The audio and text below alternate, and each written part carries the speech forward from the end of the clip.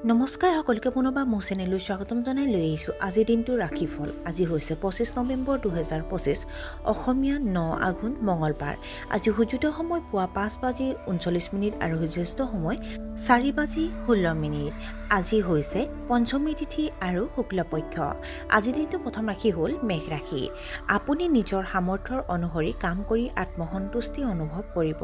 আপোনাৰ জীৱনসংগীৰ লগত থকা মতানৈক্যবোৰ সমাধান হ'ব। আপোনাৰ কাম অধিক সুস্থিৰ হ'ব। আপোনাৰ ব্যৱসায়িক ভ্ৰমণ আপোনাৰ বাবে উপকাৰী বুলি প্ৰমাণিত হ'ব।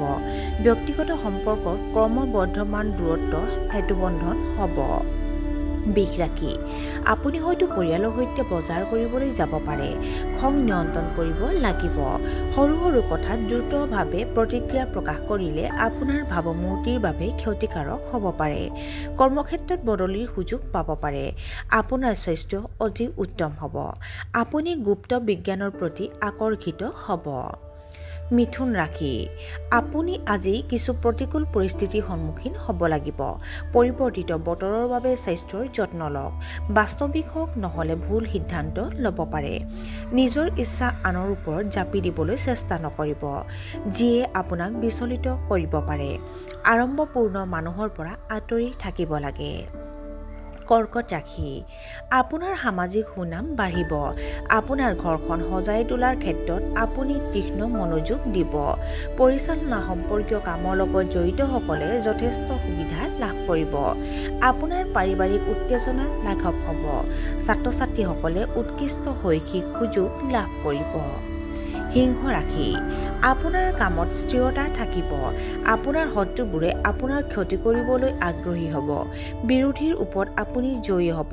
আপোনাৰ জীৱনসংগীৰ সৈতে বিষয়বোৰ আলোচনা কৰিলে আপোনাৰ বহু সমস্যাৰ সমাধান হ'ব। আপুনি আপোনাৰ অনুপাতৰ বাহিৰত অপ্ৰয়োজনীয় বিষয়বোৰ কৰাৰ পৰা এৰাই চলিব লাগে। কন্যা ৰাশি। আপোনাৰ অসাৱধানতাই হয়তো ডাঙৰ বিপদৰ আমন্ত্ৰণ জনাইছে। হঠাতে আপোনাৰ ওপৰত কৰ্মৰ চাপ বাঢ়িব পাৰে। আপুনি হয়তো সন্ধিয়া ফুৰিবলৈ যাব পাৰে। কৰ্মক্ষেত্ৰত নতুন বন্ধুত্ব গঢ়ি তুলিব। প্ৰেমৰ সম্পৰ্কত সাৱধান হোৱাটো প্ৰয়োজন। তুলা ৰাশি। আপোনাৰ কৰ্মক্ষেত্ৰত দায়িত্বৰ হেঁচা বাঢ়িব পাৰে। ৰক্তচাপ ৰোগীয়ে মানসিক চাপৰ পৰা আঁতৰি থাকিব লাগে। আপোনাৰ বিৰোধীয়ে আপোনাৰ ভাৱমূৰ্তি কলংকিত কৰিবলৈ চেষ্টা কৰিব। আজি কাকো কোনো প্ৰতিশ্ৰুতি নিদিব। নতুন পৰিকল্পনা কৰাৰ আগতে অভিজ্ঞ লোকৰ পৰামৰ্শ লোৱা উচিত। বৃশ্চিক ৰাশি। ৰাজনীতিৰ সৈতে জড়িতসকলৰ বাবে দিনটো অতি শুভ। আপুনি বহুতো কেৰিয়াৰৰ বিকল্প পাব। আপোনাৰ জীৱনশৈলী যথেষ্ট অনুশাসিত হ'ব। আপুনি হয়তো কিছুমান গুৰুত্বপূৰ্ণ কামৰ পৰিকল্পনা কৰিব পাৰে। আপোনাৰ আৰ্থিক সমস্যাৰ সমাধান হ'ব। ধনু ৰাশি। কৰ্মক্ষেত্ৰত আপুনি হয়তো এলেহুৱা অনুভৱ কৰিব পাৰে। নতুন নতুন দক্ষতা শিকিবলৈ আপুনি আগ্ৰহী হ'ব। ছাত্ৰ-ছাত্ৰীসকলে পঢ়া-শুনাত অসাৱধান হৈ পৰিব পাৰে। আপোনাৰ আত্মবিশ্বাস উৰি যাব। আপুনি ভালদৰে বিবেচনা কৰিহে কামৰ পৰামৰ্শ দিব লাগে। মকৰ ৰাশি। আজি বহুত কাম হ'ব। কৰ্মক্ষেত্ৰত আপোনাৰ সম্পদসমূহৰ অৰ্থপূৰ্ণ ব্যৱহাৰ কৰিলে আপুনি উপকৃত হ'ব।